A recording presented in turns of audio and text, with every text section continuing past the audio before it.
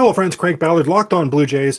On today's episode, get you set for Wednesday night's tilt. Kevin Gausman on the mound for the Blue Jays. Also, a lot more from our crossover conversation with Locked On Tigers as we continue to deep dive and get you totally set for this series and the comings and goings when it comes to Blue Jays and Tigers.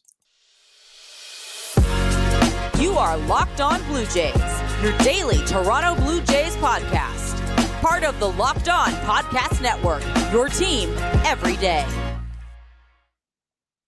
I am Craig Ballard. I am Locked On Blue Jays, and I am thankful that you're choosing to spend part of your day with me talking Toronto Blue Jay baseball. For our growing numbers on YouTube, growing subscribers, much appreciated. If you would be so kind as well, make sure you hit that like. If you haven't already hit that subscribe, drop us a comment as well. I definitely want to be able to interact with you.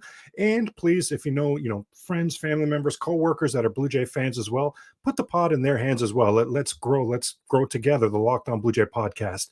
For those of you who are making the Locked On Blue Jay podcast part of your daily podcast routine, much appreciated to you. I've got a daily podcast routine, so it means a lot to me that Locked On Blue Jays is fitting into some of your daily podcast routines as well. Now, today is game number 11 for the Toronto Blue Jays. As mentioned, going to get you set for that game. Going to have a lot more Jays and Tigers talk. How do these two teams butt heads with each other? How do they match up with each other as we continue our crossover conversation with Locked On Tigers? I did want to start with a quick shout out here as today is game number 11. So who's the best Blue Jay to ever wear number 11? Well, in my opinion, it's my favorite Blue Jay ever, George Bell. George Bell, 4 times top 8 in MVP voting as a Toronto Blue Jay. In 1987 was the actual MVP. And in 1987, that MVP season for George Bell, this is what I think Vladimir Guerrero Jr.'s baseline should be. Bell hit 308 that season, 47 home runs, 134 RBIs. Now, the 134 RBIs, debatable, right? Is that really what we're going to hold Vlad to? Because a lot of that's going to have to do with the guys on in front of him, but certainly everything else. First of all, when it comes to RBIs, triple digits for the RBIs, for sure, that needs to be Vladimir Guerrero Jr.'s baseline each season, right? The home run total, starting with the number 4, absolutely, yes. That should be what Slim Daddy Vladdy is up to annually. And the batting average north of 300, simply no doubt about it. Vladimir Guerrero Jr. is such a good hitter, in particular when he doesn't expand his strike zone, right? When he forces the pitcher to come into the strike zone, he should definitely be a 300 hitter annually. So again, that's 308, 47 home runs, 134 RBIs. That was George Bell's 1987. Something close to that should be what we're looking for from Vlad every season. And we're going to deep dive George Bell quite a bit, I'm sure, over our time together on Locked On Blue Jays. There's got to be some Throwback Thursday stories in there about George Bell versus Jimmy Williams in 1988 when he told Jimmy Williams, who was the manager of the team in spring training, he told him that he told Jimmy Williams that he could kiss his purple butt. If you don't know that story, stay tuned. We'll get into that. How about the time George Bell was plunked by Boston Red Sox pitcher Bruce Kieson? He charged the mound, jumped in the air to give Kieson a drop kick. Kieson moved out of the way, so Bell midair just readjusted his kick and gave him a nice side kick, full flesh right in the body with the cleats and everything. So if you don't know that story, stay tuned. We'll get into that as well.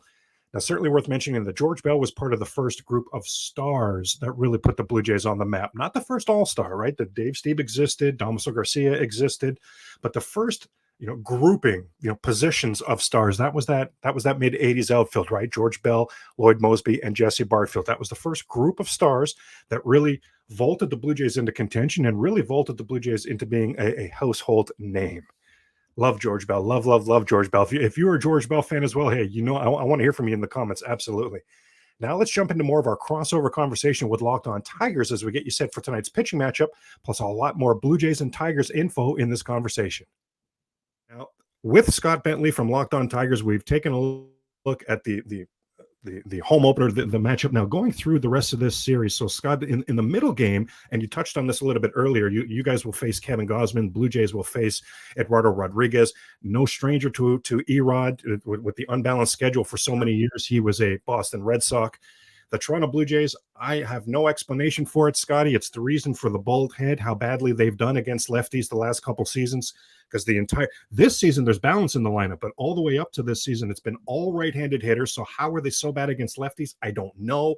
Erod was one of the lefties that the Blue Jays did have success against. His ERA is about 5.5 against the Blue Jays. Now, it's about 4.68 at Rogers Center, so a little bit better, sure. But at least on paper, Scotty, I think we're on the same page where this is pitching matchup advantage Toronto Blue Jays. But in that middle game, the Wednesday night, Eduardo Rodriguez versus Kevin Gausman, what are you looking for? Erod to have a good start.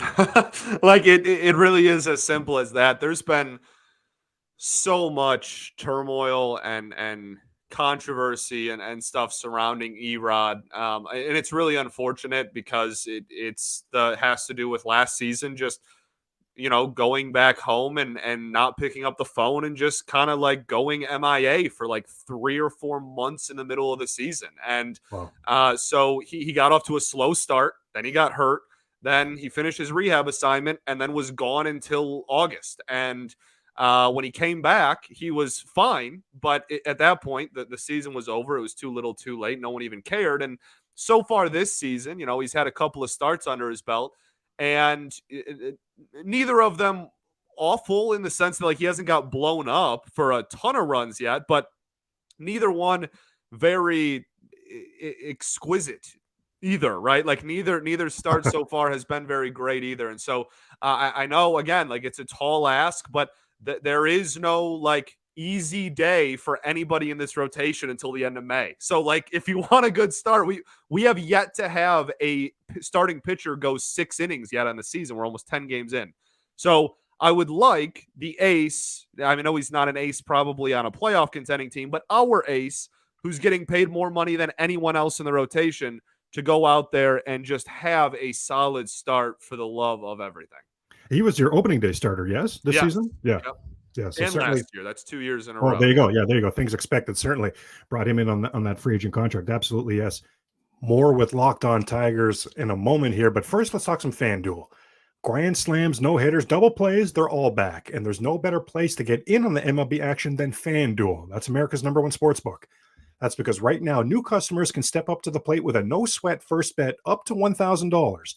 So just go to FanDuel.com/lockedon to sign up, place your first bet, and get up to $1,000 back in bonus bets if you don't win. So don't miss your chance at a no-sweat first bet up to $1,000 when you join FanDuel today. Just go to FanDuel.com/lockedon to sign up. FanDuel, official partner of Major League Baseball. Yes. Now, Scott, as far as the lineup, as far as facing Kevin Gausman, Gausman's just been so good. I believe he's he's at 12, and each start has been 6 innings of shutout baseball. He's been so good. His splitter is one of the premier pitches in all of baseball. We know that. So when you're looking at that top to bottom, that Tigers lineup, Scotty, maybe do we see Miguel Cabrera? I don't know. We'll see what the lineup construction looks like. But in the game against Kevin Gausman, you're looking at this Tigers lineup. You're yelling at your TV screen at who in the lineup? Who absolutely is going to have to do the heavy lifting against a pitcher as good as Gausman?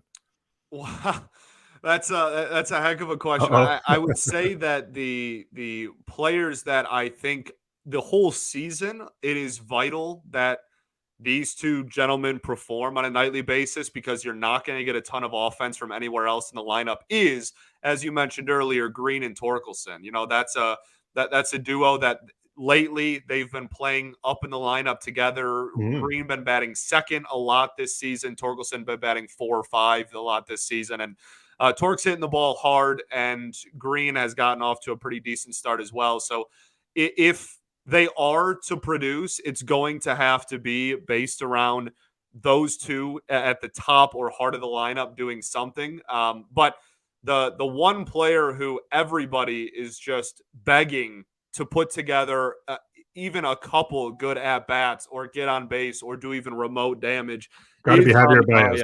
Let me tell you. I wanted to see if it was Baez. Okay, I wanted to see. Okay. Who has gotten off to a dreadful start to the season after a really, really underperforming season last year. Fans are absolutely furious with him. It's a constant weight on everyone's shoulders, himself included, I'm sure.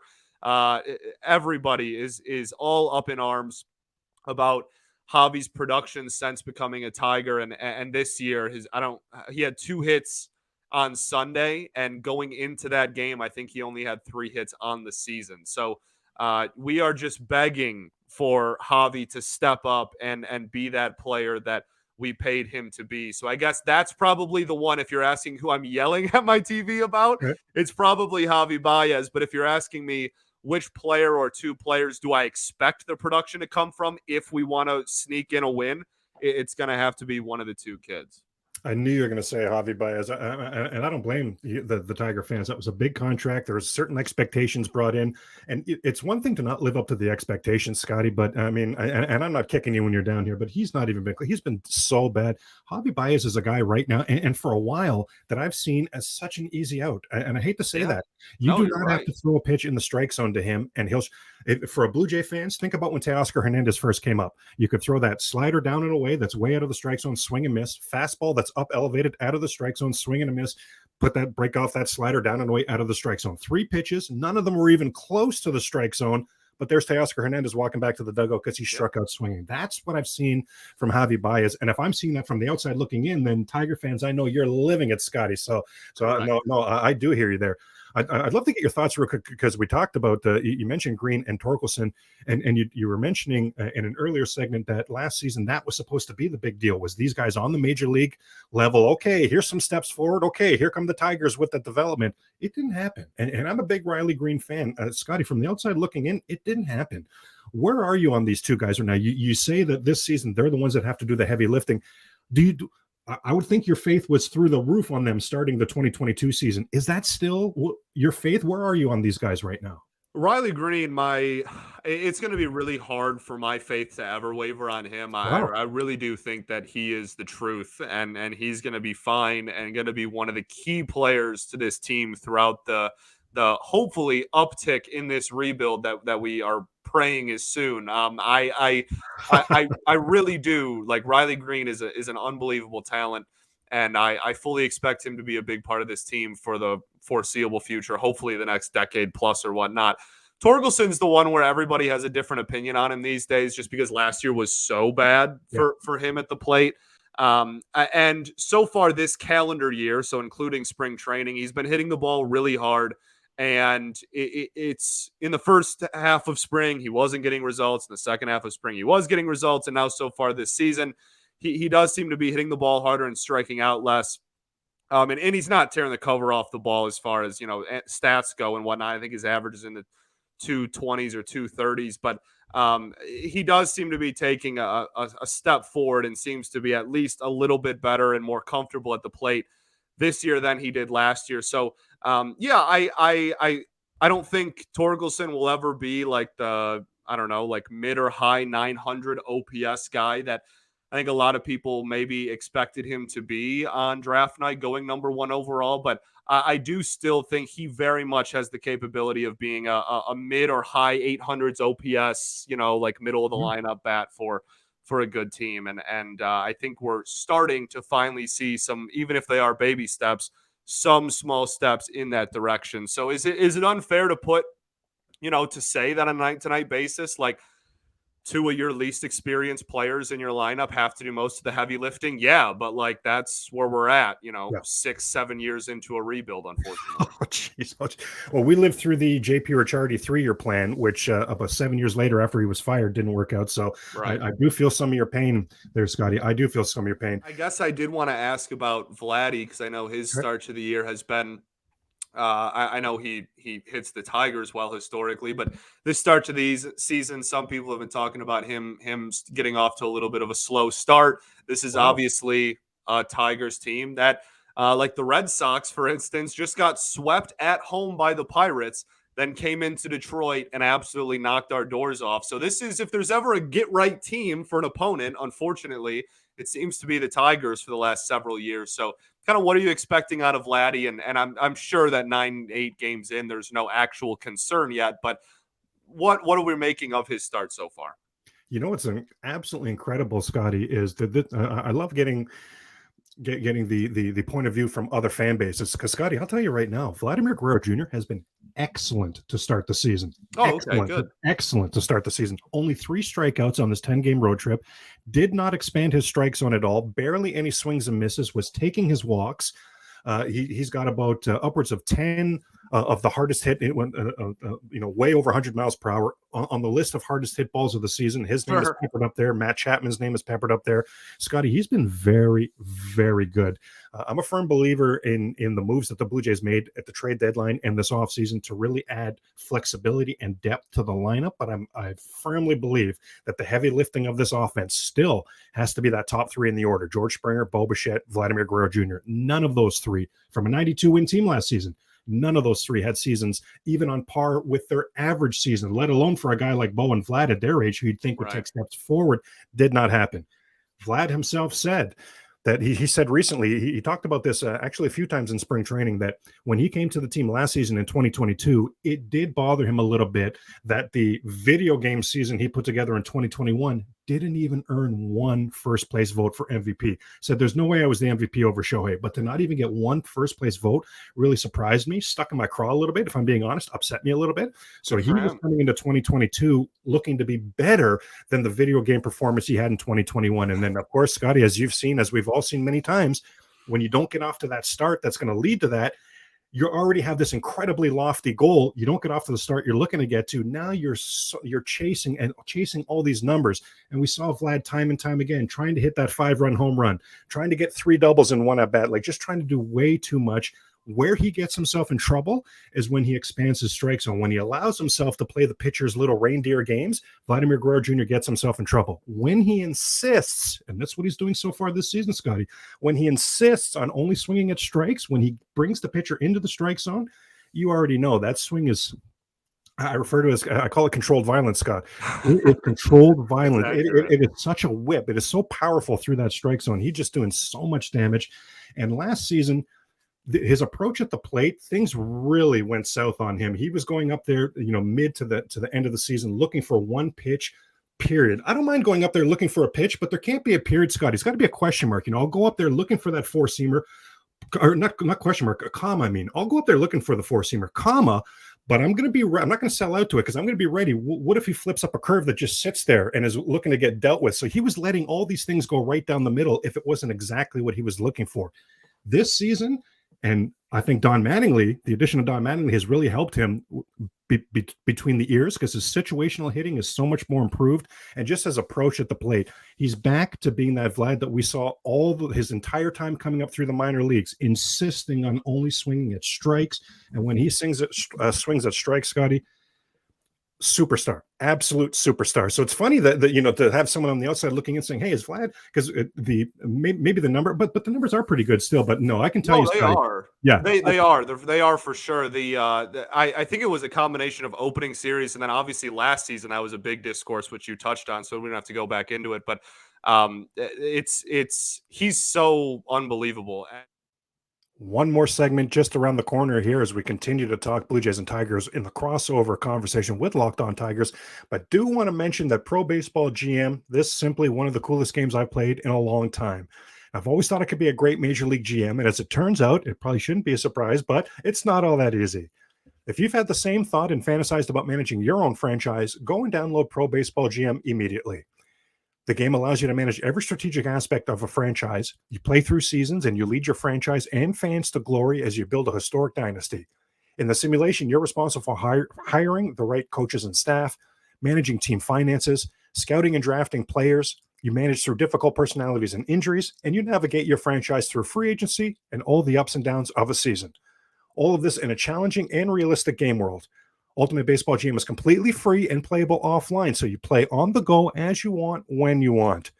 Locked On Blue Jays listeners get a 100% free boost to their franchise when they use the promo Locked On in the game store, so make sure to check that out. To download the game, just visit probaseballgm.com, scan the code, or look it up in the app stores. That's probaseballgm.com. Ultimate Baseball GM. Start your dynasty today. And I also wanted to ask you about Matt Chapman's gotten off to a really good start. And that's someone that I've always loved Matt Chapman. I love his style of play. I love the way he plays baseball. And so seeing him get off to a good start is really nice. So I want to hear you talk about him. And then my last one is maybe a little bit of a downer after talking about two great players is just the Jose Berrios situation. I don't think we don't face him, right? We already went through the match. We won't be facing him.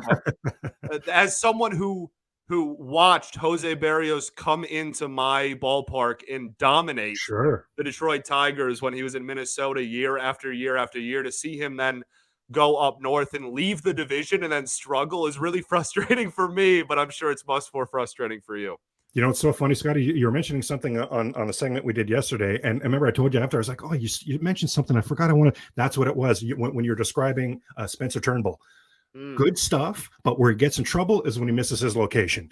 Yeah. Jose Berrios' slurve is as good a pitch as there is in baseball, but when he doesn't have his location to deal with, and what we've seen from Berrios time and time again, and already this season multiple times, he has a complete inability right now, and has for the last year and a half, to right the ship. When you see a first and third, when you see two men on against Jose Berrios, you know at least one, probably two more hits are coming. Another walk is coming. And one of those one or two more hits that are coming, that's at least one or two more hits coming. And one of those hits is a home run. He's not able to right the ship of allowing one run to score. It's always something crooked. The example I'm giving, Scotty, is there was a game in the Kansas City series where Alek Manoah had first and third, one out. Bobby Witt Jr., fantastic hitter, coming to the plate. He gets man on third, less than two out for a great hitter. Gets Bobby Witt Jr. to pop up the second, gets the next batter out. So pitched himself into trouble. He hit the 8-hitter and walked the 9. Like he pitched himself into trouble, but he was able to right the ship because he made pitches. In that exact same scenario, Jose Berrios, there would have been another couple hits in there, a walk, a home run. That would have been a 3 or 4 run inning. And when you talked about Turnbull having the good stuff, it was reminding me of the best pitching quote I've ever heard. It was from a former Blue Jay from back in the day, Bill Caudle, a former closer, who said, you know, it's one thing to throw a baseball through a brick wall. It's quite another to know which brick it's going to go through. And that's what he's talking about. There's the location. So your Spencer Turnbull, that is our Jose Berrios. And you're right, Scotty. You're from a fan base in the AL Central who is every bit as shook and confused as the Blue Jay fan base is, because this was not what we'd seen from Jose Berrios. You talk about greatness being measured over time. He was year after year after year after year with that ERA in the 3s and somebody that was reliable. All of that has gone out the window. And I am so sorry to tell you, Scotty, you are correct. You will not get to face Jose Berrios in this series. I'm sorry to tell you that. Well, you face Turnbull, so there okay, you go. There, yes. So yeah. Now the Matt Chapman, yeah, Mike. Well, I did a segment of the good and bad and ugly of what we saw from the Blue Jays in spring training, and Matt Chapman was one of the headliners of the ugly. Matt Chapman in spring training was deplorable. He hit 200, and I don't mean he hit in the 200s. I mean he hit 200. Did not even have a home run in spring training. He was working on some sort of new timing mechanism, a new toe tap that clearly wasn't working. He didn't have that down. All of a sudden, the lights of the regular season come on, and I don't know that I've ever seen somebody turn something on like this. I was talking earlier about Vladimir Guerrero Jr. and how consistent he's been with hard hit balls. Well, Matt Chapman's the exact same. Matt Chapman's the exact same. And where I'm blown away excited, Scotty, is it hasn't been pull or bust from Matt Chapman. He's using all fields. I absolutely love that.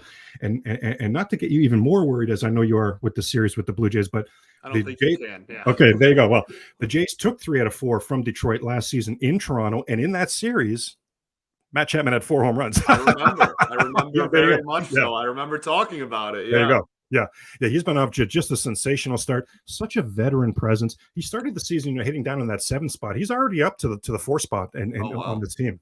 I also really quickly, I know we got to move on here, but I do want to ask you, we both have something in common in that both of our teams changed the dimensions of our walls. Yes. Wow. Yeah, absolutely. So, yes. So I this is obviously in Toronto, and the Tigers' walls look horrible. They just put new walls in front of the old walls. They look disgusting. But our walls got moved in. We had the deepest center field in all of baseball, and now it's still, I think, the second deepest. It's still a deep center field for sure, but we've already kind of seen in the Boston series that we had, there's a couple of home runs, or one, I think, home run specifically that wouldn't have been a home run last year and was this year. So I'm just wondering how that adjustment has been for not only the fan base, but for the players as well. And how much is that going to affect, maybe not our series, but yeah, our series and then the rest of the season. Blue Jay president Mark Shapiro, this is part of what he does best. He did the same thing in Cleveland, right? He improved not just the stadium, but how he refers to it as he's improved the game day experience for the fan. So as we tape this right now, it hasn't opened officially, right? The opening day is coming up. Yeah, home opener, I guess. Yeah, fair. But we've seen all the walkthroughs and the computer, and we've seen all that to know it looks like from a fan standpoint, this is going to be 2 thumbs way up. What I don't get, Scotty, is from an analytics standpoint, right now it's all showing a zero difference. So in other words, no difference from season to season. My only guess is maybe because we just don't have data on it yet, because I don't see how could it not be? The fences have been moved way in, they've been lowered. I don't see how it couldn't be more of more home runs going on, especially that right center field has come way in. I think it could end up being almost like a launching pad out there. Now, I mean, it is true that it's the same for both teams, right? So as far as an overall advantage, that's going to have to play itself out.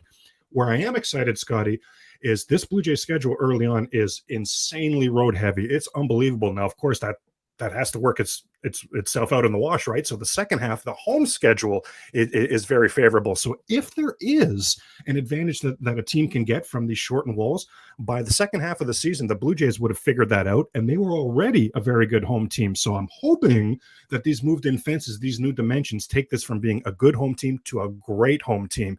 As a side note, Scotty, I honestly wonder if Chris Bassett would have been as eager to sign with Toronto if he had known, because Chris Bassett's a fly ball pitcher who's already giving up a lot of home runs, moving into a new home ballpark, or they've moved. The outfield defense has improved, right? You're talking about Varsho and Kiermaier. The defense itself has improved. But if that's a fly ball, 370 feet where that fence is now 369, what defense? That's a home run. So I actually wonder about Bassett in the new stadium. Yeah, for sure. Well, that was really one of the things I definitely wanted to touch on, because it's not, we both have that very much in common, and it's not too often that we kind of both fan bases hearing this will understand the new dimensions conversation. So yeah, that's fascinating. But yeah, I totally forgot that this is your home opener as well. So I guess we'll all experience the new dimensions together. That is a wrap for Wednesday's Locked On Blue Jays. Thank you so much for joining me for today's show. Hope to see you tomorrow as well. On tomorrow's show, we'll get you set for the Thursday. That's Thursday, right? We'll get you set for the Tigers Blue Jays series finale. Plus, of course, Thursday, Throwback Thursday. We'll have a lot of Throwback Thursday talk and stories for you. Now, for now, check out Locked On MLB. And in the words of Tom Cheek, touch 'em all, Joe. You'll never hit a bigger home run in your life.